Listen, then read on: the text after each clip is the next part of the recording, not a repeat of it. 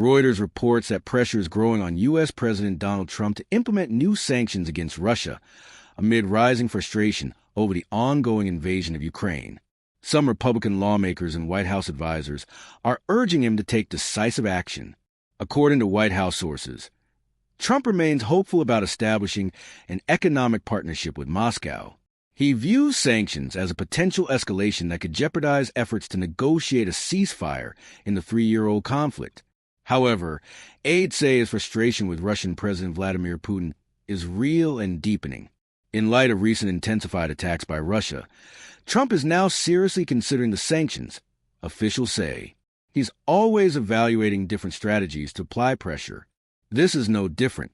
He's weighing his options, a senior White House official told Reuters. U.S. officials have already prepared a package of economic sanctions targeting Russia's banking and energy sectors.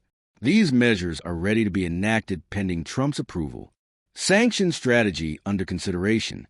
One potential path, favored by some of Trump's advisors, involves allowing a bipartisan bill introduced by Republican Senator Lindsey Graham and Democratic Senator Richard Blumenthal to move forward. The bill proposes a 500% tariff on imports from countries that purchase Russian oil.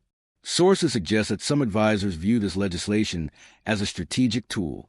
It would enable the imposition of tough sanctions while allowing Trump to claim the decision was driven by Congress, preserving a channel for dialogue with Putin.